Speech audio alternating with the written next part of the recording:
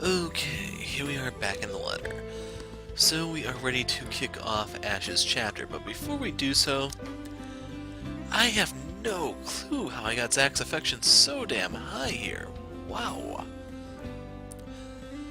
But anyway, he has really low affection for Hannah, Marianne, Luke. We saw that before. I'm kind of wondering if it's actually possible to get these up high enough to actually do anything with. Last time I played through on the Grim Reaper run, well, they're mostly dead, so... For him to run into Marianne, I think you have to... I don't remember if there was a scene in the bar or not on his end. But it would be the bar scene, and then when you find her at the very end, assuming she's alive. As for Luke, there's not a damn thing, if I remember correctly. But anyway, we'll get on with this, since that's what you came for. Parties have never really been my thing. They're always such a hassle and take so much time off my day. Other prior plans and commitments cancelled, all for the sake of playing along with others. Welcome, welcome everyone. I have hated them, even as a child. Please, make yourselves at home. But Mom often insisted on dressing me up for these when I was a little boy. She'd slick my hair back, put me in one of those stuffy dinner jackets, and if there was any children around, urge me to make friends. Never mind how utterly loud or tedious it can be.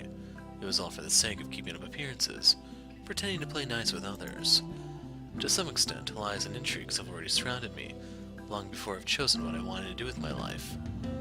Luckily, there are easy ways to tune everything out, and much to my mom's frustration, I've always managed to sneak my CD player along back then.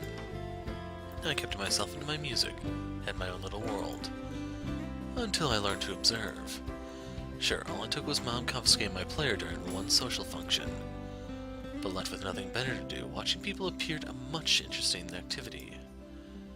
More so than feigning a curious face, while a snot-nosed kid babbled on about his shiny new toy. In fact, it still is. It's a simple matter of awareness, really. For someone with keen eyes, a skewed necktie or a simple flick of wrist alone can tell volumes about a person.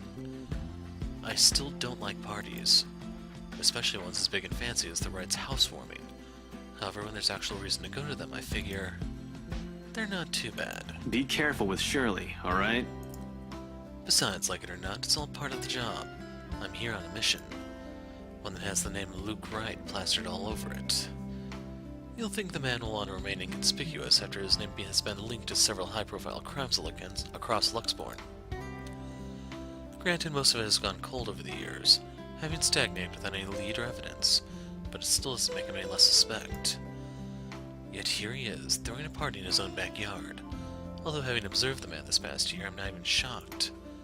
He craves it, the damn spotlight. Constantly yearns for attention like a neglected puppy. It doesn't take a genius to figure out why he's nowhere to be found in his own party. He's likely waiting for an opportunity, a grand entrance. But that's not the problem here. What pisses me off is how far his reach extends. How close he's creeped into the lives of the people I care about. Again, like a stubborn itch you can't be rid of. First Professor Clark, then there's Isabella. I've also spotted Z-Man around here a while ago, and now there's also Rebecca. Apparently... Ashton? Becca? What are you doing here? I was invited. Really? I had no idea you were friends with the host. That explains things. And makes this difficult all the same. As if gaining a contact among the staff to sneak a name into the guest list isn't hard enough. The guy would have almost ditched me last night. Might have placed another setback on my investigation if not for the generous tip. Then here comes Rebecca, another person to mind. Well, it's my parents, actually. But that's beside the point. What are you doing here? You hate parties. I still do. I'm just here on behalf of a friend. Unnecessary lie. I can't bring my own friends into this, any further than what they found themselves in. Because if Luke writes so much as harm a hair on either Zach or Rebecca's heads, there will be hell to pay. Worrying about Isabella's brief dealings with them is stressing in itself already. I doubt he'll attempt anything in front of other people, though. Any untoward action will tarnish his glorious reputation with his peers, and he values appearances more than anything. Prefers to do whatever disposal necessary as quietly as possible, away from the limelight.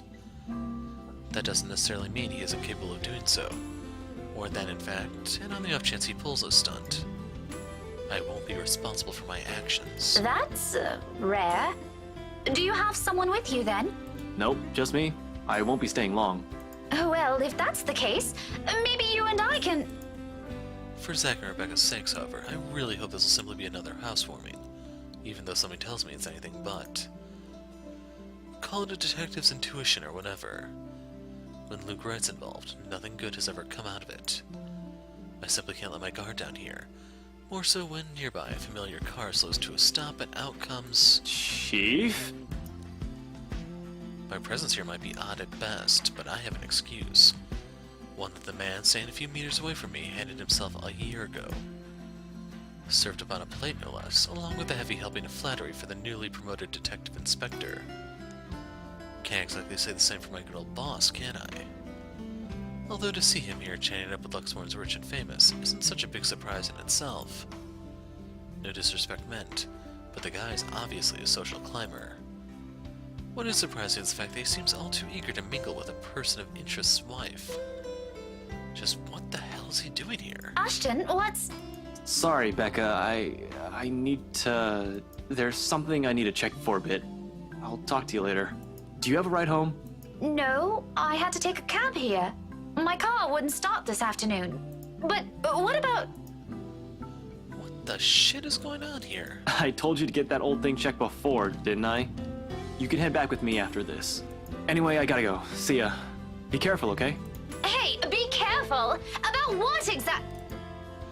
I don't want to draw attention to myself either, at least not until he's given me proper reason to spoil his little party. Thank you for the invite, Anna. Husband still missing, I see. I should be saying the same of your darling Rochelle, Lee. The doctors again. For now, the best I can do is wait, blend in the crowd, and remain inconspicuous to cast less suspicions about myself. Zach and Rebecca too, as much as possible. Even it means having to pretend I don't know them and force myself to rub elbows with people I barely know, let alone like. I can't involve them, especially with the added risk of having Chief here, whose motives are dubious at best. Wandering is out of the question this early as well, when there are guards and civvies stationed here and there to make sure nosy guests don't go about unattended. Going past them is something I can do with ease, but I'd rather not right now, when I'm one of the few snooping and roaming about. It'll be best to try and do so when there's a crowd of people, and if their interior designer's drunken claims are to be believed. Yes, well, what about Luke? Should we file a missing persons report now, or do you want to wait 24 hours? He's around. You know, I can tell if someone's bluffing. It's all come down to how well I'll play my cards tonight. With a good hand, this party is going to give me the breakthrough I need to crack Luke Wright, or something to prove my suspicions wrong, either or. Maybe find out what kind of game my boss is also playing. I've had inkling before, a few hunches tempered down by how much of a bumbling fool the man appears, in spite of his rank in the force. But one does not simply deal with the Wrights and get invited to a party they host without wanting anything from either of the two. Or the other way around. So with a last worried glance at the two, I head into the ballroom where the party is at.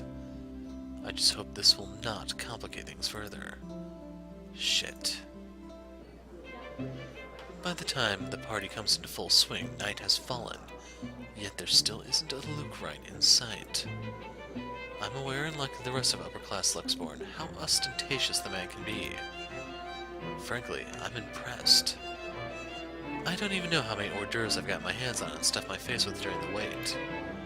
Probably had too many deviled eggs and vol au vent as it is. The servers already give me a stink eye every time I saunter over the buffet table. Blame your employer, not me. He's the one who has the guts to show up late. Besides, most of the guests' idle talk is concentrated in this area.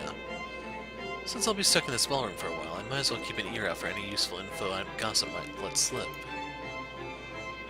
Despite standing in the same room with the very people they're whispering about, some just can't resist. Is Suarez still fixing that tech problem? Tech problem. It's been 3 years. Sooner or later, the Blighter will put 2 and 2 together. He might have already. If the red tape I'm being sent with these past few months suggests anything, that or someone has been pulling the strings, I wouldn't be shocked. This case would not have gone as long if Scumbag doesn't have a mule of some sort in the force. This has me a little confused. I haven't heard of like a mule in this sense, but a mole would make sense. Shush you, we all know Suarez just wants him out. I knew he was bad news the day the merger with Evans Incorporated happened. Feh. Glad I did not have to deal with that. But keep it down, someone might hear. The wife especially. This kind of negligence is always an advantage for me. However, at times I wish I could be smashed drunk while doing so. Having sharp ears also means hearing the most unsavory things. Who cheated on who this week? One person's motive for bashing another's skull against a wall, or a father's excuse for burning his own daughter alive. Those sort of stuff. After a few years it gets tiring. You get desensitized at some point, yes, but humans can be downright awful. Sometimes there just isn't enough brain bleach in the world. Sadly, the one I have on hand is a no-go tonight, mostly for show. I'm up for another drive later for one, and I definitely want to be sober in case anything comes up. And something always comes up in assignments like this, no matter how routine and peaceful things may be. A detective inspector dying of cardiac arrest, for example. Because I can feel the moment my heart grinds to a halt, the second I shift my eyes to a corner of the ballroom. There, Rebecca stands right next to Hannah Wright. Some will point out I'm acting a touch bit paranoid, and maybe I am. This is a party and she's the hostess. It goes to say she'll take time to mingle with her guests.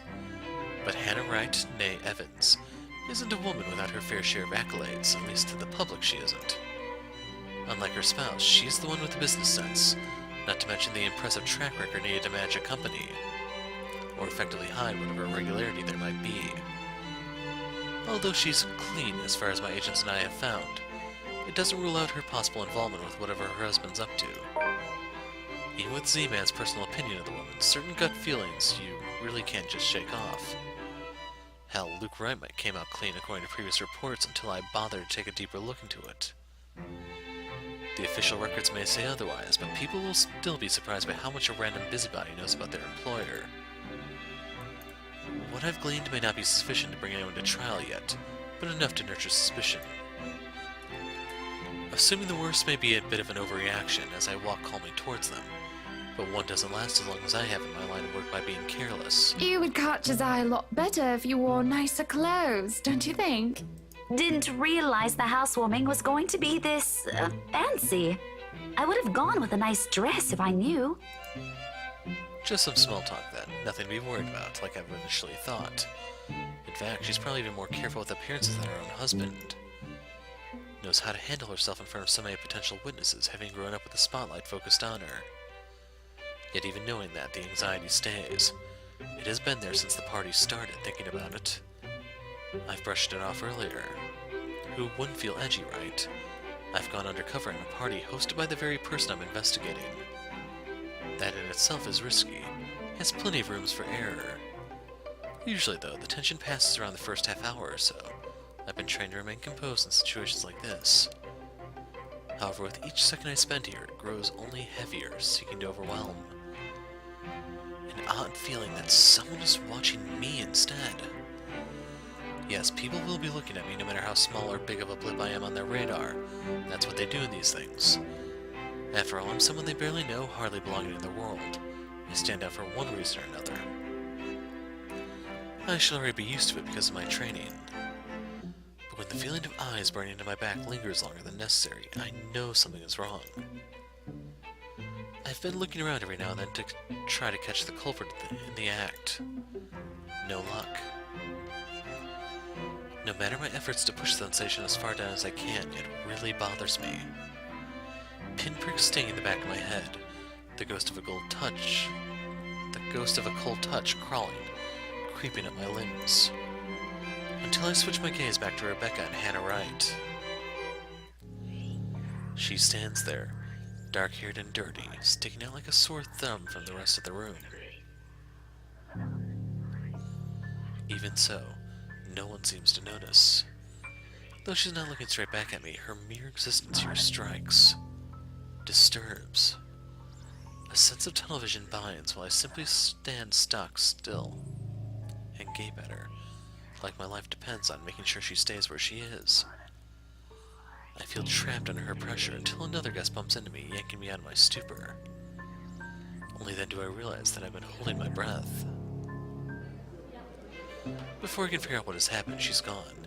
Even if it's only for a split second, she's out of my line of sight. A quick scan of the room yields no sign of her.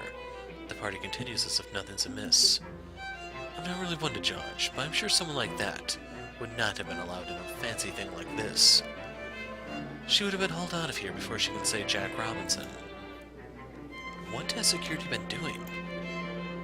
Are the security they hired really that incompetent for someone so distinct to easily get in without notice? None of these snooty rich people have been affected by her presence either. There should have been an outcry about a dirty beggar by now, particularly from the host.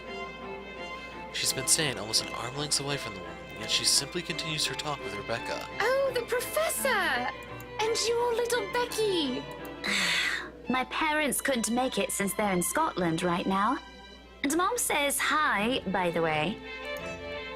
Is there something in the food then? That I'm starting to see things.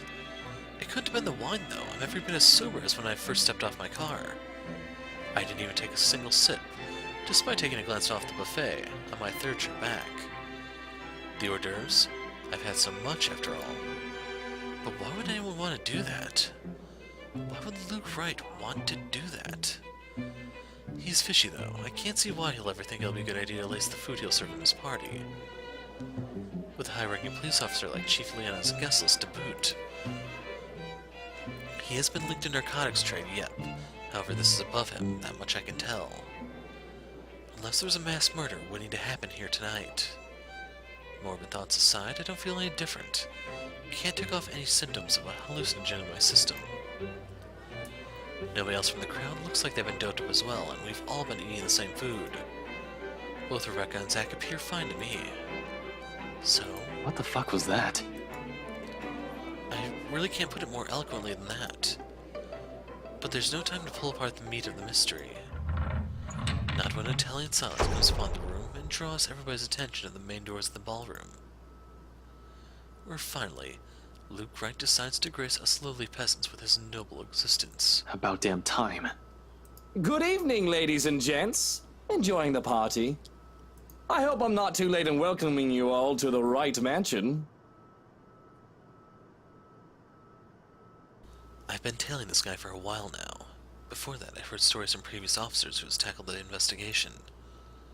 None of them are pleasant. Mind, I'm not counting the incident with Professor Clark yet. Pleasant is glossing over the gravity of it. While Wright's good at covering whatever shady stuff he's doing, he's shown to be a real rotten guy. At least that's the case when he thinks none of his peers are around to judge him. I've lost track of how many counts of verbal abuse and harassment cases the guy has been pinned with during the time I've been watching him. Fuck. He even tried to make a move on Isabella back in the open house, right in front of his wife. Staying in the same room as him now doesn't make me want to punch him any less. Actually, the urge is stronger this time, but protocols, my case first and foremost. My own opinion of the man shouldn't get ahead of my purpose here. If I want to put him in his place, it'll be in a court with all proper charges filed against him. I'll only be able to progress to that point once I gather enough evidence to pin this bastard down. Welcome, one and all, to our humble abode. Tonight, if you have yet to find yourself in your roles, you are our ladies and lords of the court of your king and queen, if you would excuse my presumptuousness. So, enjoy the feast that has been laid out for your senses as we only allowed the best to be served. Enjoy the rest of your night, everyone! Suppressing my annoyance, I prepare to step away from the crowd that has gathered around him. Amidst the cheers and claps, now is as good a time as any to move. Try to find that something the McCullough woman talked about. In the first place, I have no plans to actually shake hands with the slimeball himself. A fake smile is plastered on my face while I pretend to listen to one of the other guests gossiping about him, all while slowly inching out of the ballroom. Unfortunately, before I can get any further, the whole drama starts. Are you feeling ill, Rochelle? Perhaps you need to sit down and... Rich people only have two ways to resolve their mess. Either they quietly deal with it behind closed doors, or they create an even greater problem out of it, and it just blows up in everyone's faces one way or another. It becomes a chaotic wreck involving the media and every muckraker the story will reach. Fun. No! Shut it, you monster! I ain't talking to you! I'm talking to this scumbag over here! You bloody bastard standing there with your smarmy smile! Not even a few seconds in, and this is already proving itself to be a big public spectacle. Why spend money on a television to buy daytime soap operas? You can just go to one of these and see the action unfold in real life. You get free food too. Really, if I were an actual guest, I'd just take this as some sordid form of amusement. Watch your tongue! You're on thin ice, Rochelle. Where's your husband? Who even invited you? But I'm not a guest who's here for a good time. I need to focus on him. Every mistake he might make or words he might accidentally spill, even through this whole sorry tale. Hell, although I've lost my chance because of this, the whole thing might still tell me something that will turn into a breakthrough for the case. This may be just what I need, really, instead of trying to sneak about. Odds are security is all the tighter now, and with the guards on the edge for any person who will try to take advantage of this. Damn, I should have left half an hour in. Still, if nothing from this, well, shit, back to square one. Time to head back to where Shirley is and start thinking of my other options. No use staying longer if there isn't anything. For now, I wait, I listen, and I observe. Interesting, isn't it, though? That's the Chief Inspector's wife.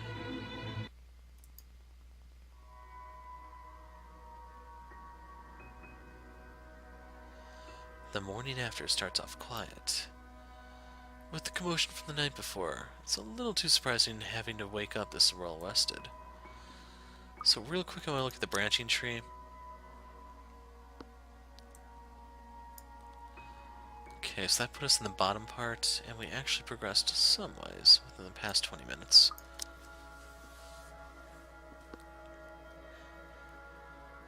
Even the whole of Salem Residences seems unusually still. The open hallway when I step out for a stretch, devoid of tenants, out for the usual morning sweep of the grounds. No sounds coming from the other units either, or scenes of people just waking up. It's almost as if something's brewing on the horizon.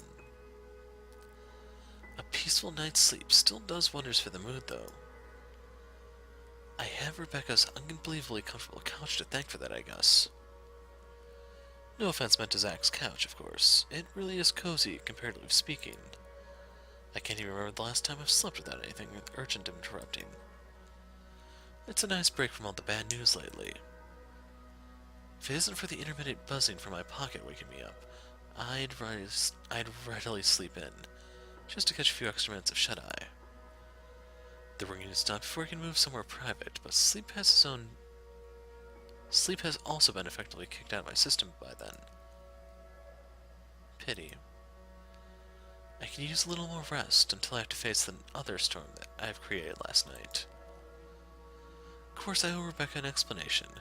Doesn't matter if it's the whole truth or another hastily spun tale. Although I haven't really figured out the what and the how part yet. Unlike Zach and Isabella, who usually don't ask further questions and are content with what little I share, Rebecca's rather quick on the trigger. Those Nancy Blue games we used to play as children, she's taken well to them. Not to the same degree as I have, but still keen enough to figure things out. It'll have to be set aside for later, though. A second soon my phone rings again, cutting off the rest of my thoughts. Sup, I'm Ash from Deluxe City. Chief Inspector Lee's name flashes on the screen. Looking for trouble? Better Sad. not lie. I'm a cool dude. It would have been nice to just chill after last night, or maybe half listen to the news. Sure, it's the same thing we've been hearing lately. Still be staying outside in the chilly Luxborn morning, on phone with my boss. Ash from Deluxe City. Bad guys, watch out. Can't beat me. Looking for trouble? Better not lie. I'm a cool dude. Pretty fly for an Asian guy. Sup, I'm Ash from Deluxe City. Okay, I'm not gonna bother looking through there. Can't beat me. Looking for trouble? Better not lie. Sighing, I answered, if only to get it over with. To hear him so grumpy, however. Now that's something I haven't expected from him at this hour. Frey, where are you right now? Sounds like someone's gotten a few drinks last night and is suffering for it in the morning. Just thinking about how this will go gives me a headache. Immediately, I reach up a hand and pinch the bridge of my nose to stave it off. This is why I won't ever drink myself senseless. What was that? Nothing, Chief. A pleasant morning to you, too. He's probably calling to rag on me or complain about what happened with his wife. Which is really none of my business unless it affects my case. Seems like the usual rich man cheats on wife deal. Although I would have chosen to follow up on it if it were somebody else's wife. But figuring it's in the chief's hands. Hey, I trust him to come clean if the mess is related to the White's shady dealings. This is why I left before they even hauled the woman out last night. I'm not going to go around investigating cheating husbands and wives when it's probably just that. Chief appears to have a different idea in mind, though. There's nothing pleasant in the morning. Anyway, where are you? I told you millions of times before to keep your lines open. He did, and not only him. Zach, Rebecca, Isabella, and all of them have said the same thing numerous times in the past. But I was undercover last night.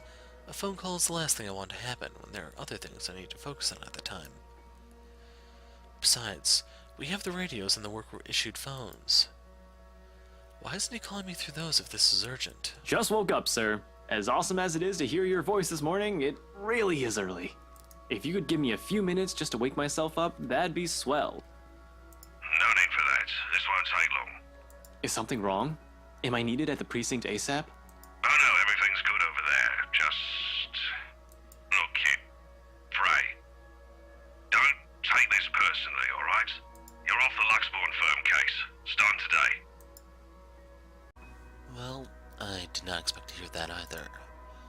This must be some kind of cosmic joke. I allow some awkward seconds to pass. Chief must be pulling another one of his awful pranks. Out of his bad mood or a severe hangover, maybe. That conclusion doesn't take too much brain power. Everyone knows that when given the chance, he exercises no control with his drinking.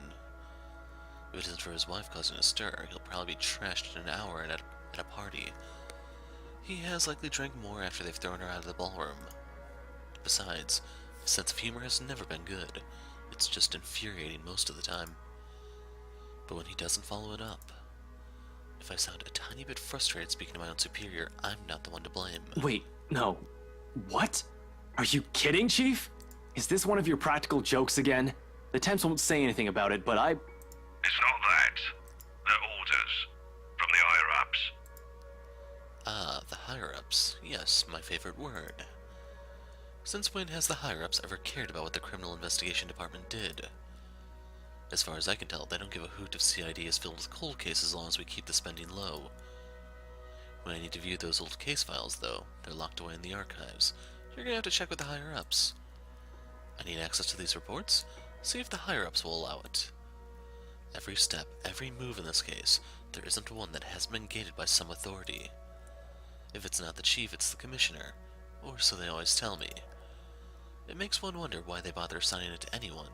Not a single one of them has done anything to help move the case. And they wonder why it's taken long for even a hint of progress to show. you can't just drop this on me. You can't just take me off like that. Yes, I can. And I'm sorry, Ashton. You're a good detective. One of the best I've seen in years, but... 3 years, Chief. 3 years! 3 years since that anonymous tech leak blew up. Since Luke Wright's name has been openly linked to several nasty dealings within Luxborn's corporate world, some of them involving deaths. 3 years, and I'm the only one who has made it this far. Made much progress officers with more experience have been able to do when they handled this case. Just within a year and with barely any help from the damn brass at that. Of course I'll be pissed. Do you know what would have happened if I didn't work my ass off on this thing? If I didn't dedicate a whole year of my time on it, it would have gone cold, like every fucking case Luke Wright has been linked to. I saved this from getting thrown into the archives, sir. I'm getting close. If you could just... I'm fully aware of what you've done, Frey. But the Commissioner hasn't been happy with your progress. Still too their standards. Too slow? Well, what about those reports I filed? I've documented every freaking thing for them. I've given you every important lead I can gather. Isn't that enough? They need results, not a bunch of research papers. Not one baseless assumption after another.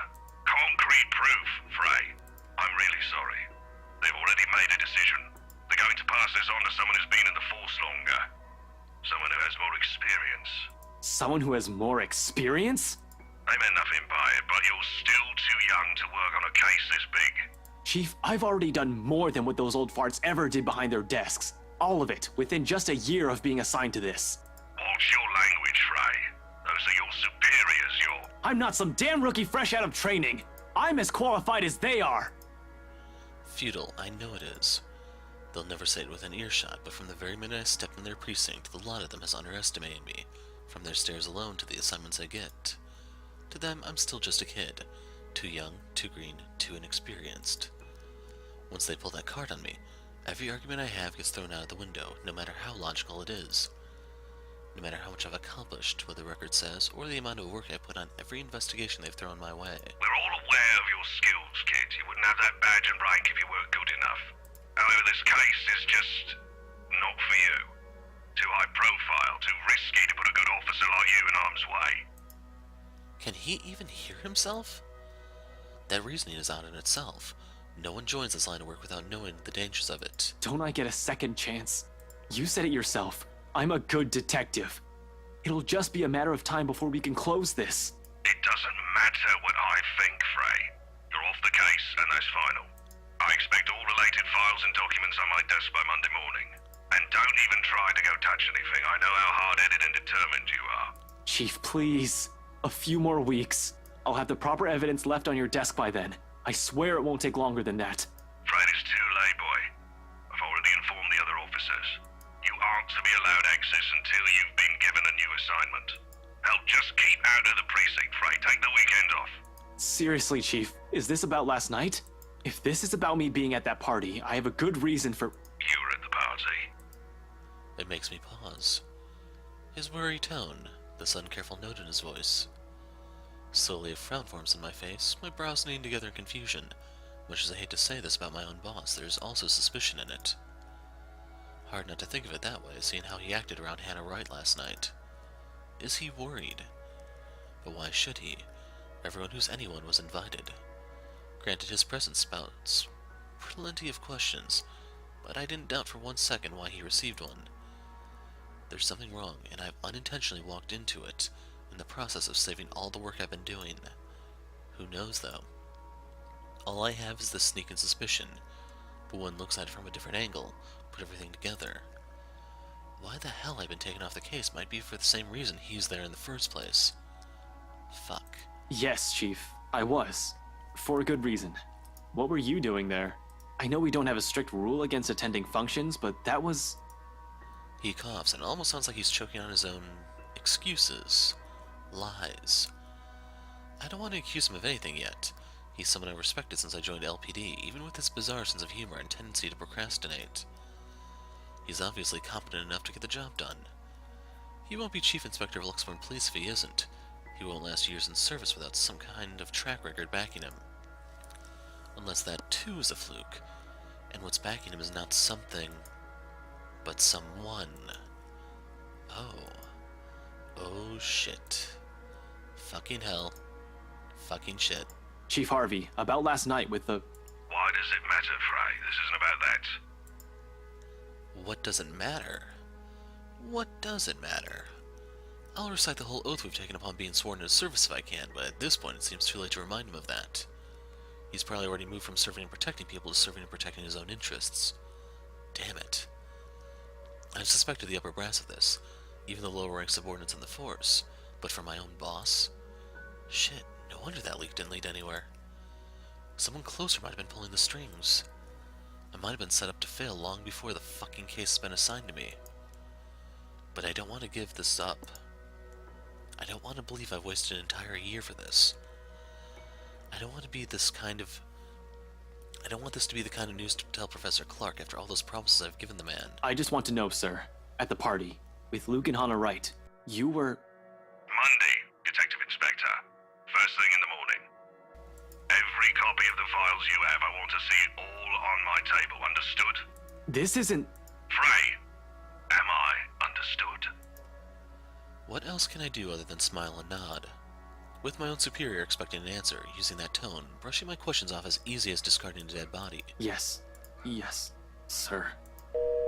He cuts the line as soon as the words are out. You're off the case, Frey, just like that. Funny though, why this has still caught me off guard. I've discovered years ago how different the actual thing is, how far from reality everything I believed in as a dreamy-eyed kid. There are no high-speed pursuits every day, no thrilling gunfights or exciting cases every step of the way. Only paperwork, lots of red tape, and dealing with the politics and bureaucracy.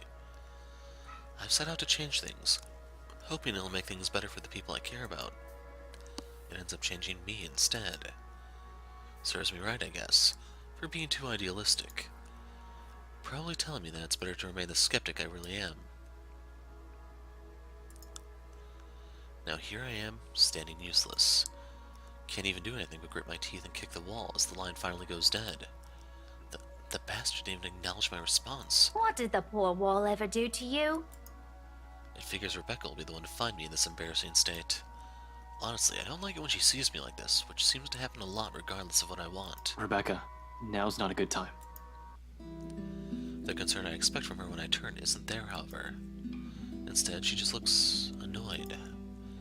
The storm I've left brewing last night, it's right there in her face, ready to be unleashed. When is it ever a good time for you?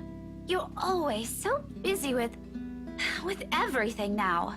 Now I find you here, sneaking out without even bothering with a proper goodbye. Not even a word. Really, I'm starting to think you're just keeping me around for my couch and my cooking. Becca, it's not what you're thinking. I wasn't planning on sneaking out. I was going to say goodbye.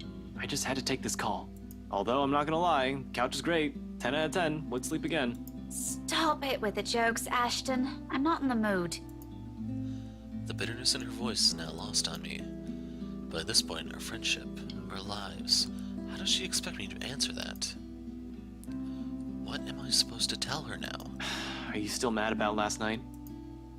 She merely raises an eyebrow at me, which to be honest is all the response I need. Seeing her like this, very clearly ticked off, makes me believe those things Z-Man says, the part where Rebecca scares him, sometimes. I've certainly seen this more than once already, but the familiarity in it doesn't take away from the downhill turn this conversation's starting to take. Only an awkward cough serves as a brief way to stall. Okay, of course you're still mad. But whatever happened last night, I really am sorry. I'll apologize as many times as you want. If you want, I'd even kneel or something. Ashton, an apology is nice and all, but that's not what I wanted to hear from you today. You know that full well. Alright, fine, okay. Where do you want to start?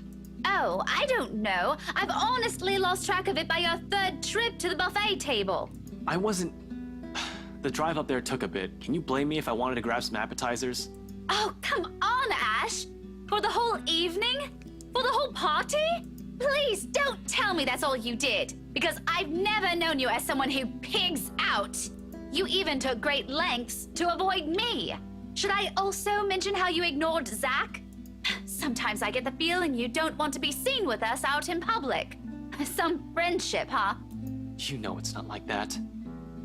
It's never going to be like that, Becca. I'll ask this again. Just what were you up to during the party? What were you doing that you couldn't even take 2 seconds to make time for your friends? I can't even look her in the eye. It's not that I want to avoid them. I did it to keep Zach safe, to keep Rebecca safe. Just in case. Client or family friend, it's still a party hosted by a person of interest, by a man accused years ago of murdering a person's wife to get what he wants. But then Chief showed up, Hannah Wright happened, and Luke Wright just can't be bothered to die off peacefully somewhere. All of a sudden, none of my original reasons matter. If I was found out right then and there. Hell, if Zach and Rebecca's connections with me were found out, who knows what could happen. But Rebecca doesn't understand that. Doesn't understand what I can and can't say to keep them from harm. It's all in her eyes, in the tight line of her lips and her furrowed brows. The hurt. This day is just off to a wonderful start. First my case, now Becca. How do I even go about this? Yeah, at this point I don't really care to lie. Obviously, I can't just say, hey, Becca, you know the rights? They are suspected to be ringleaders of a crime syndicate and shit like that. Protocol or otherwise, there are so many things I'm not allowed to tell others. So that actually boosted her affection, by the way. Even if I'm able to share information with civilians, knowing what I know could very well put them in danger. That's why I keep it vague, obscure the facts, or when push comes to shove, stretch the truth and lie through my teeth. It's a necessity I've grown to deal with. It has already become a part of me, no matter how much I loathe doing it. I mentioned it, didn't I? I was there on behalf of someone else. I was on business, Becca. I wasn't there to have a good time. She doesn't look convinced at all. Though she's the very picture of someone who's, at the least, willing to listen, her glare effectively takes a good 20 years off my current years. I feel like a kid again, being reprimanded by my junior high teacher for sleeping in class. But getting away with that is easier than with this one. It's the thing with someone you've been friends with for so long. They're the ones who know you inside out. Good grades won't be enough for Rebecca to easily let this whole thing slide. You can't even spare a single second to mingle? What was I supposed to say? Hi, fancy meeting you here. Would you like to dance? By the way, those appetizers were really good. You should try some. Like that. I've got a boss guy breathing down my neck. I don't exactly have the luxury of doing as I please.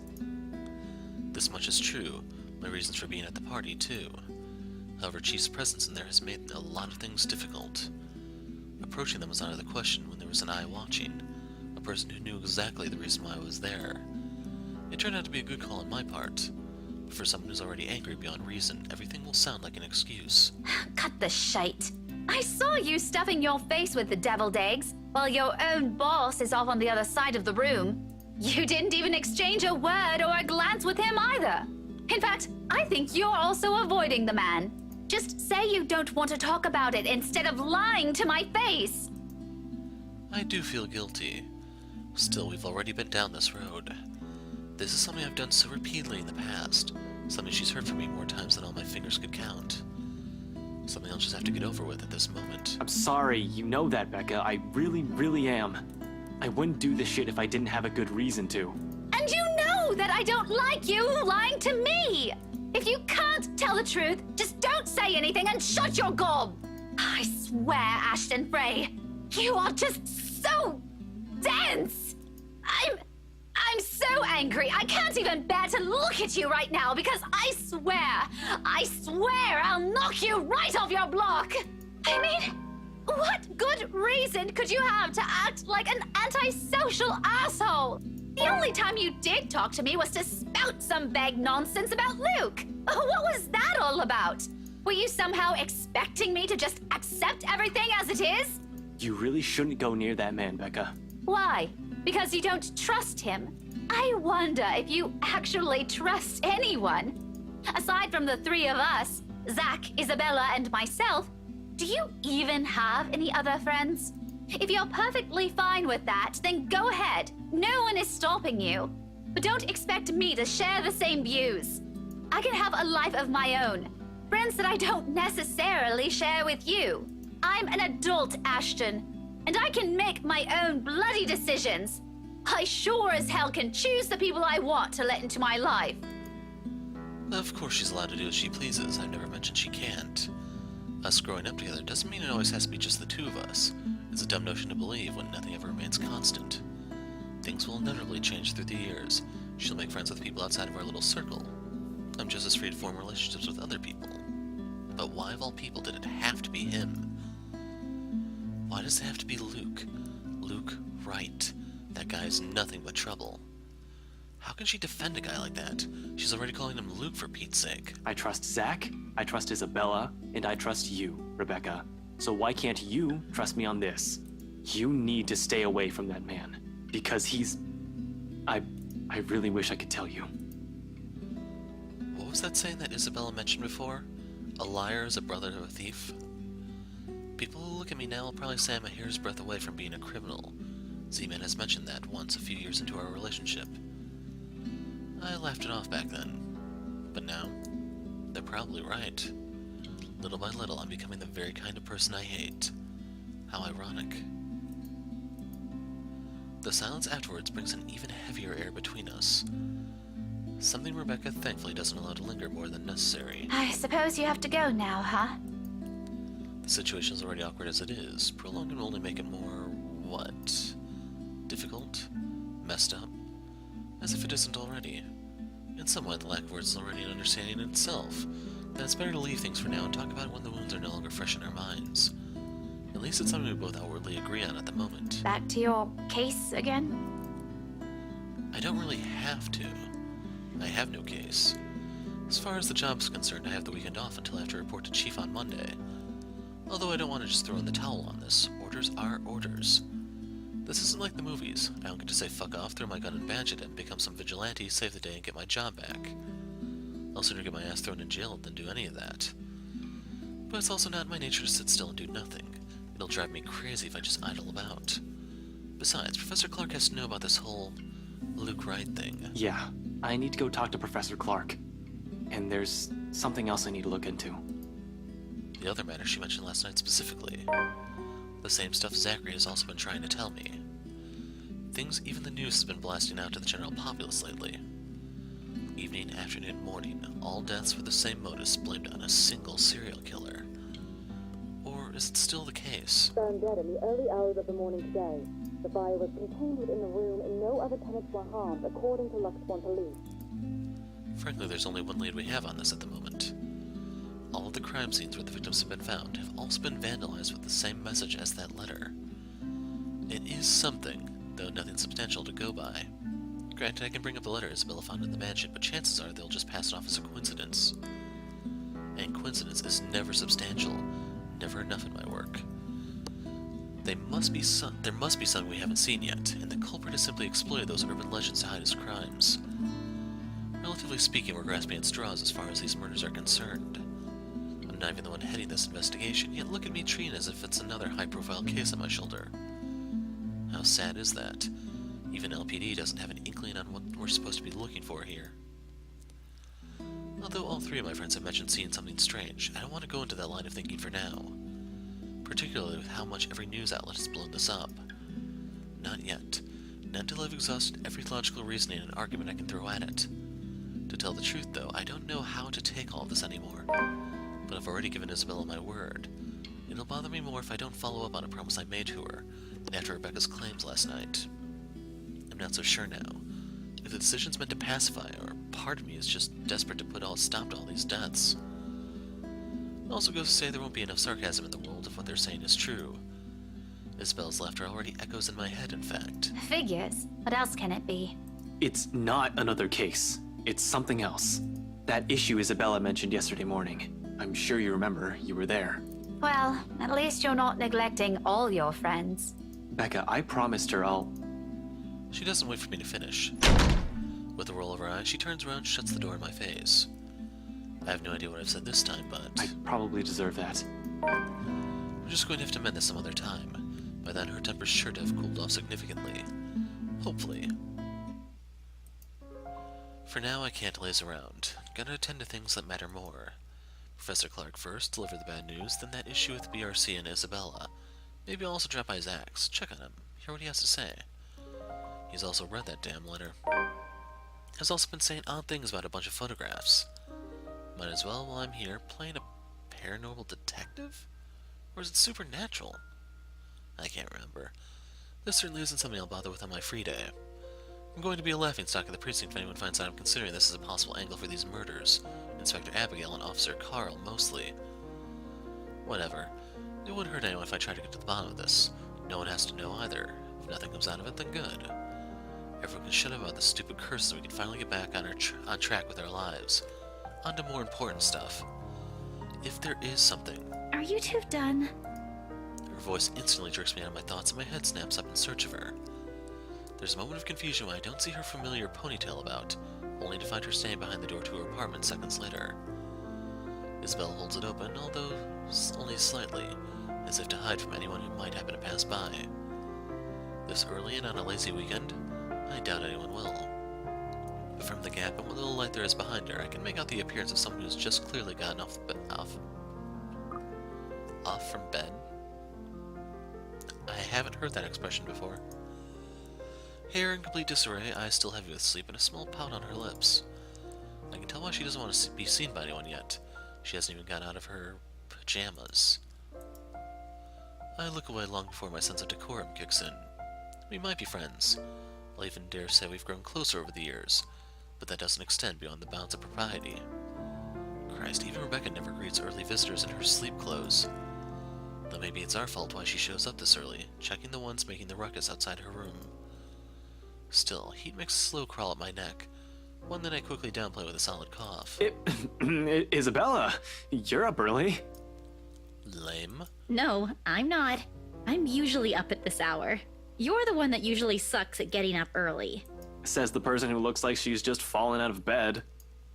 Instead of the usual quip, she simply looks away, averts her gaze to some point beside her, and although it only flashes briefly across her face, an expression of hurt flickers in her eyes.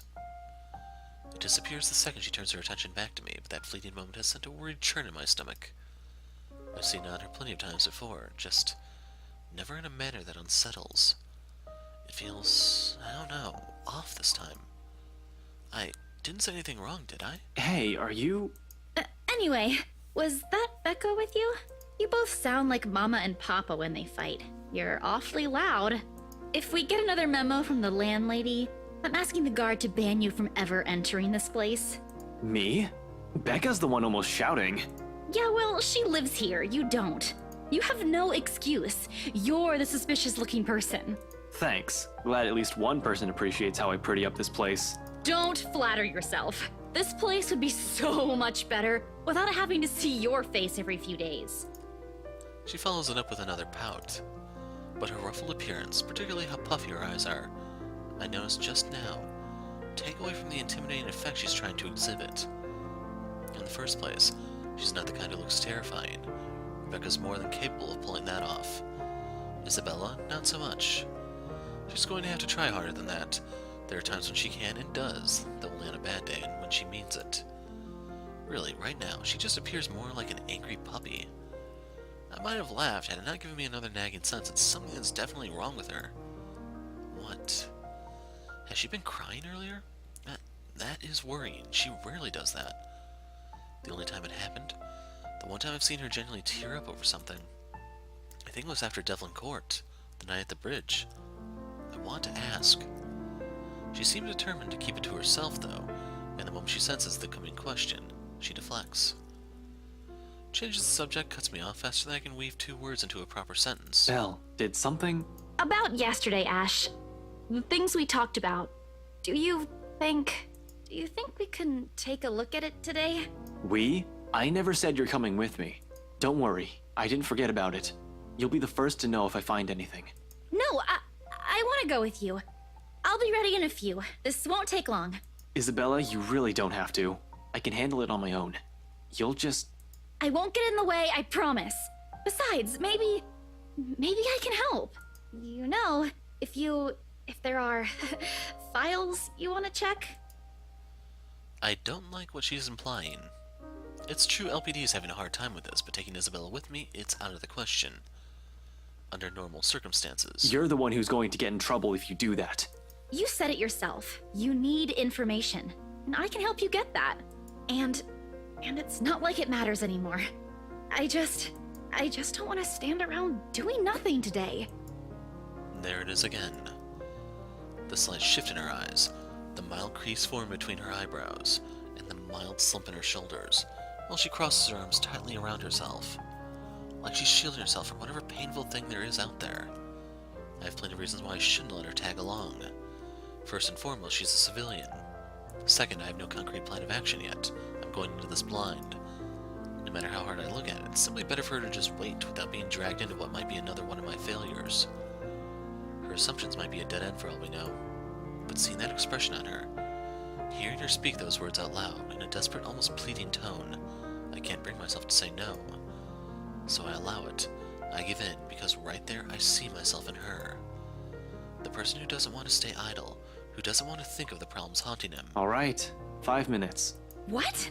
You're timing me? Well, I can't wait forever. I'm a very busy guy.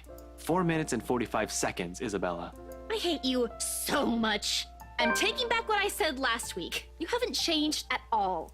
4 minutes and 30 seconds, 29, 28. I'd hurry if I were you. Ugh, you're awful! I hope you never get a girlfriend. She slams the door right after, although my chuckles, the laughter and the lightness of it linger. With her, those have always come easy somehow. Even as the echo of it dies down and only the ghost of a smile remains as I stare at the closed door of her apartment. It's not like I'm looking for anyone else. I want to tell her. It's not because I can't. I won't. I'm the one who's chosen not to, until I fix myself, until I found myself underneath all that guilt and those lies I've been telling all these years. Because no matter how heavy the weight of these feelings are, I am not yet worthy of them. Of her. Until then, little words and gestures are the only things I can offer. Minor stuff such as digging deeper into this thing with BRC in order to ease her worries. I'm not even sure if this will bear any fruit. Unlike with the firm case, which I already have proper leads on, I'm just going by her word on this. Speaking of the Luxborn firm case, I still have to inform the professor. The apprehension's there for sure. I've made a lot of promises to the man. I would have preferred to tell him in person and not over the phone.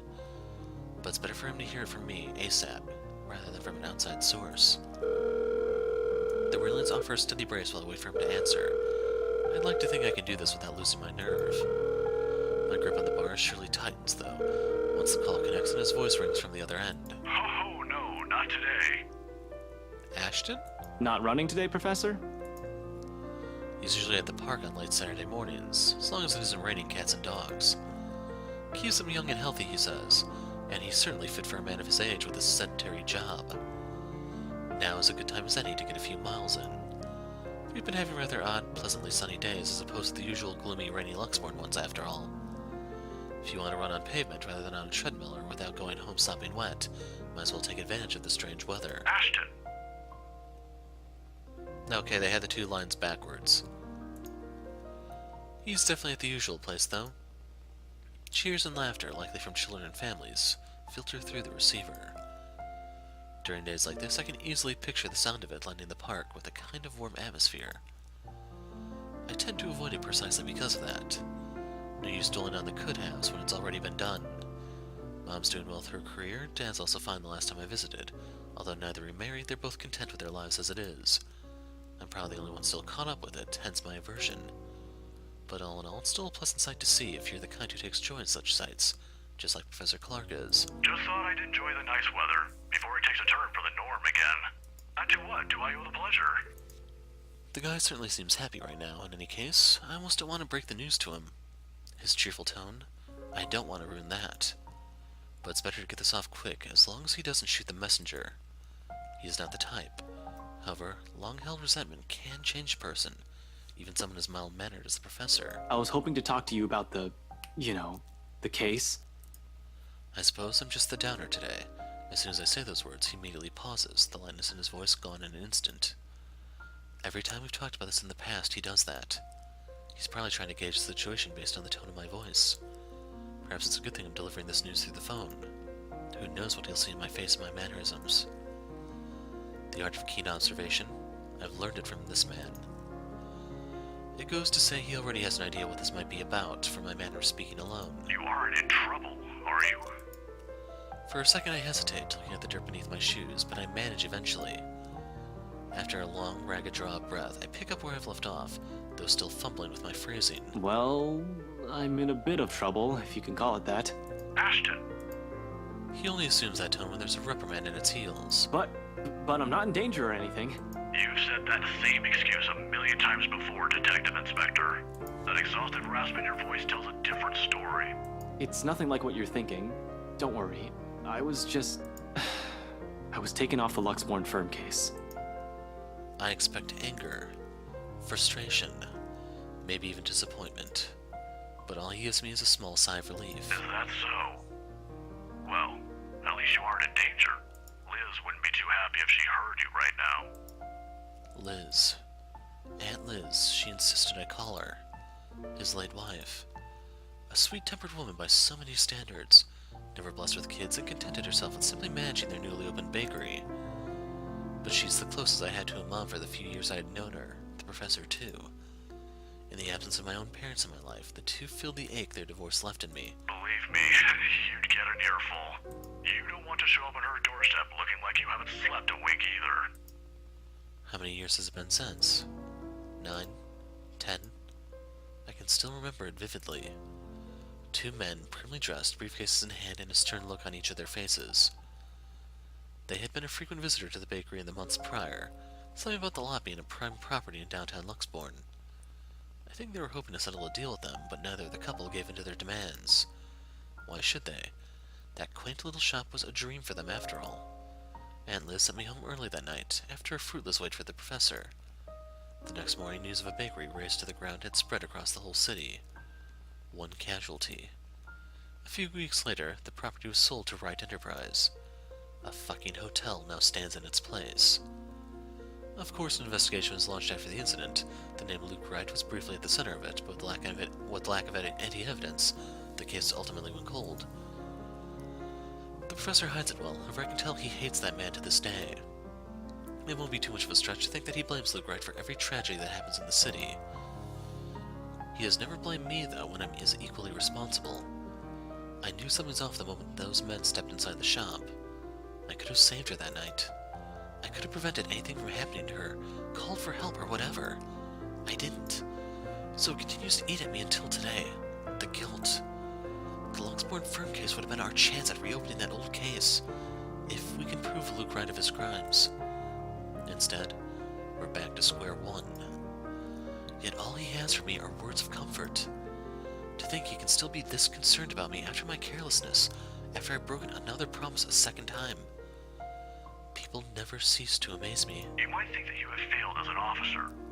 Or maybe you think that you have failed me. And you know more than anyone.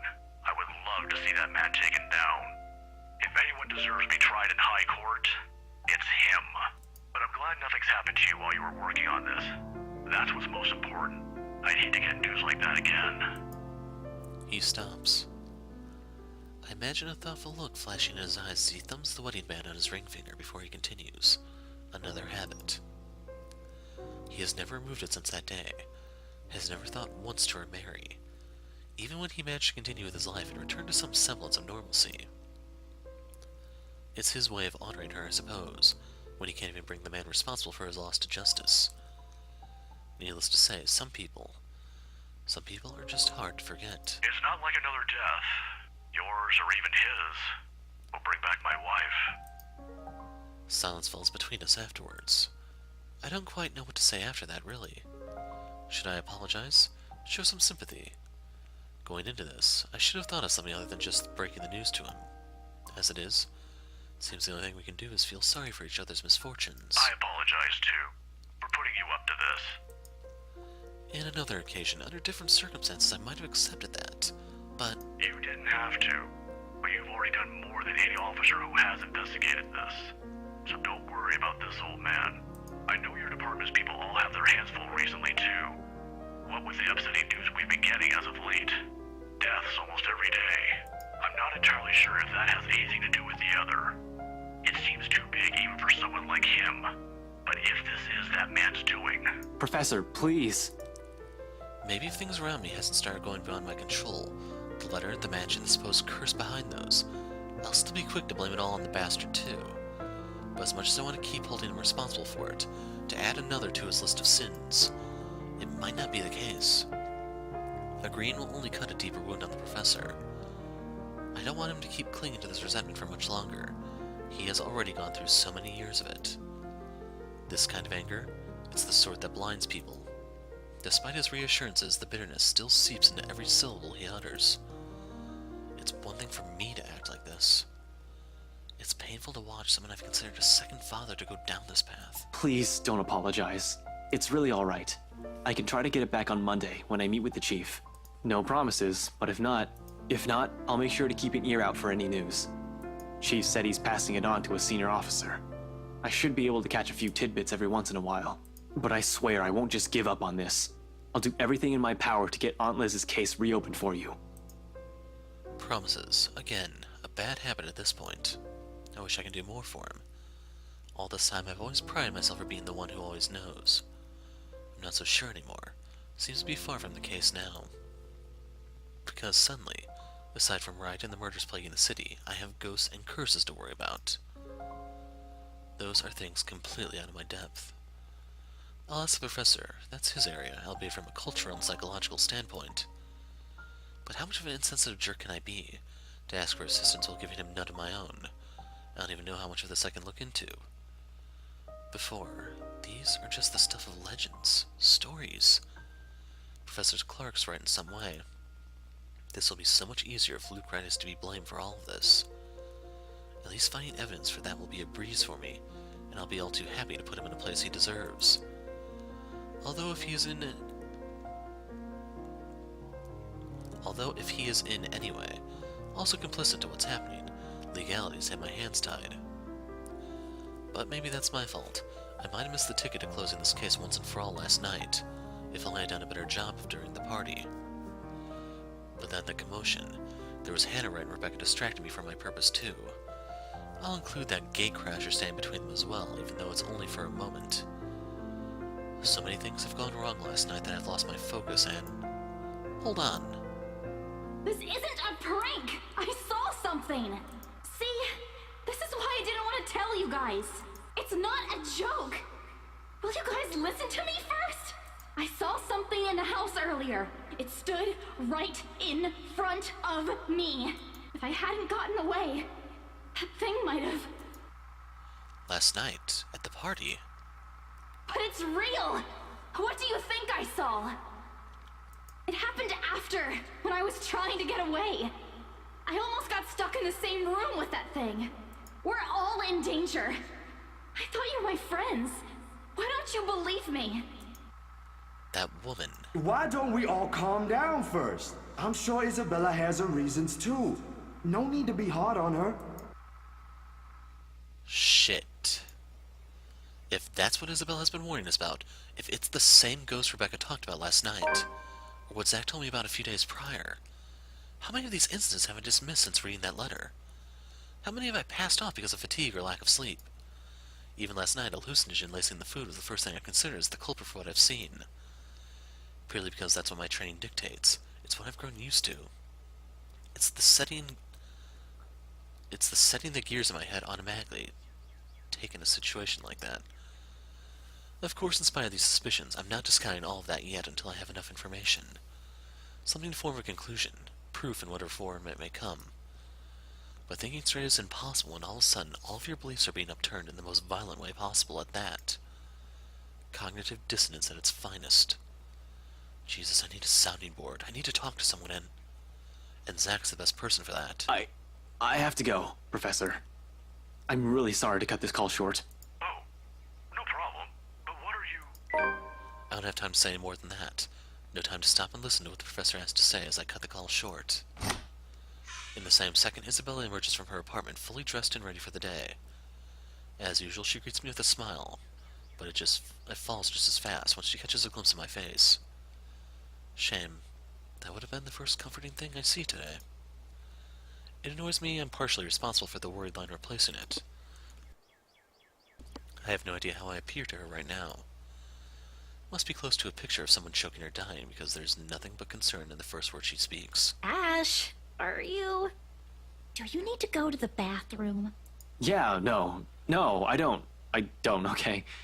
But we should hurry. Come on, don't forget to lock your door. Seriously, you look like you're about to fall over. Are you alright? Because if you're planning to faint right here, I won't be able to carry you. Yes, don't mind me. I just remembered some...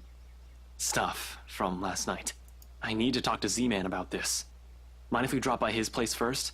Shouldn't we call him? To let him know? It's still pretty early, though we'd probably arrive there around noon. Also, what do you mean about this? Is Zach... He was also there when I opened the letter, right? He read it too. I'm sure he's fine, but it wouldn't hurt to check on him. To make sure. See if he'll say the same things you told me yesterday. If he's also been seeing things, if it's also the same woman I saw last night. I'm not saying there's really a curse yet, but we have to look at this from every possible angle. And don't worry, he won't mind. He's probably just watching TV right now. Let's go. Okay, but speak up if you're not feeling well. You really look like you're choking on something. You didn't have to do this for me in the first place. You know it's not as simple as that. We head down to my car in record time, not a single second wasted to hit the road and drive to Zach's place. If any one of us, other than Isabella, who knows anything about what's going on, who can help sort the muddled mess my mind is? It's gotta be him. He listened to her.